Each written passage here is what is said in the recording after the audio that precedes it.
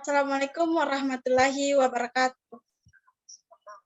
Waalaikumsalam warahmatullahi wabarakatuh. Kesempatan kali ini saya akan menjelaskan tentang meningkatkan motivasi belajar. Sebelum memulai belajar, lebih baiknya kita membaca doa. Membaca doa sesuai keyakinan. Dipersilahkan.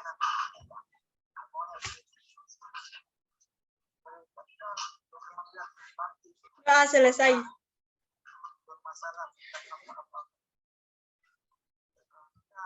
Pada kesempatan kali ini kita menggunakan waktu sebanyak 45 menit.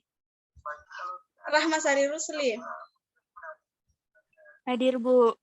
Nurul Hijrah. Hadir, Bu.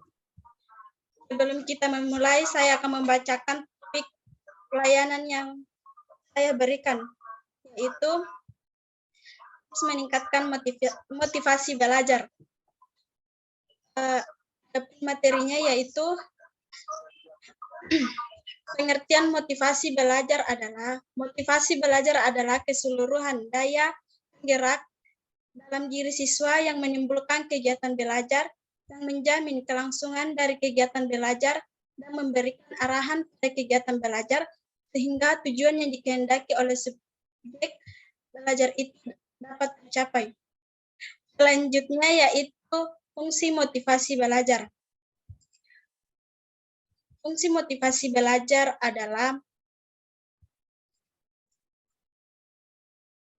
sebagai pendorong usaha dalam pencapaian prestasi, sehingga untuk mencapai prestasi tersebut, peserta didik dituntut untuk menentukan sendiri perbuatan-perbuatan apa yang harus dilakukan untuk mencapai tujuan belajar. Menurut Sadirman 2016, motivasi belajar memiliki 3 fungsi utama, yaitu mendorong manusia berbuat jadi sebagai penggerak atau motor yang melepaskan energi. Motivasi dalam hal ini merupakan motor penggerak dari setiap kegiatan yang dikerjakan. Yang kedua, menentukan arah perbuatan, yakni ke arah tujuan yang hendak dicapai. Dengan demikian, motivasi dapat memberikan arahan dan kegiatan yang harus dikerjakan sesuai dengan rumusan tujuan. Yang ketiga, menyelesaikan perbuatan, yakni menentukan perbuatan yang harus dikerjakan akselerasi guna mencapai tujuan dengan menyisihkan perbuatan-perbuatan yang tidak bermanfaat bagi tujuan tersebut. Selanjutnya, apa tips meningkatkan motivasi belajar? Yang pertama, membuat agenda belajar. Langkah pertama yang dilakukan untuk meningkatkan motivasi belajar adalah dengan membuat agenda belajar yang jelas. Agenda belajar akan membantu untuk mengatur waktu dan materi apa yang harus dipelajari. Dengan demikian, kamu akan lebih fokus dan konsentrasi dalam belajar. Yang kedua, menentukan gaya belajar. Setiap orang gaya belajarnya masing-masing. Setiap metode pembelajaran memiliki kelebihan dan kekurangan. Tentukan apakah kamu termasuk orang yang bertipe visual, auditorik, atau kinestetik.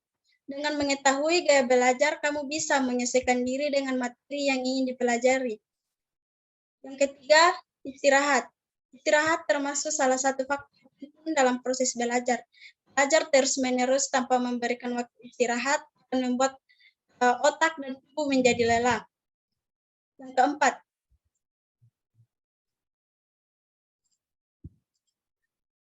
hindari gangguan belajar. Seringkali gangguan saat belajar menghambat proses penyerapan materi. Untuk memperoleh suasana belajar yang baik, hindarilah gangguan belajar yang mungkin terjadi. Aturlah waktu untuk bermain gadget, bermain sosial media, melihat televisi, dan game online agar tidak mengganggu waktu belajar. Selanjutnya, 5. Cari suasana yang tepat. Cari tempat belajar yang nyaman dan membuat kamu fokus untuk belajar. Jika perlu, putarlah musik klasikal yang akan membuat suasana menjadi lebih tenang dan damai. kamu dapat menentukan suasana yang tepat untuk diri sendiri. Yang terakhir yaitu belajar bersama teman. Selain akan menjadi motivasi belajar dan penyemangat, teman akan membantu saat kamu menemukan kesulitan. Belajar dengan sistem diskusi biasanya membuat kita lebih mudah memahami sesuatu. Namun jangan sampai belajar bersama teman ini justru menjadi tidak efektif karena terlalu banyak digunakan untuk mengobrol atau bermain. Untuk belajar dengan hasil optimal, diperlukan niat dan kemampuan kuat untuk berusaha. Kegigihan dan kepercayaan diri diperlukan agar kita tidak mudah menyerah saat berproses. Hal yang perlu diingat, komitmen diperlukan untuk mencapai sesuatu yang diimpikan. Jangan pernah lupa untuk terus berdoa pada Tuhan dan meminta restu kepada orang tua.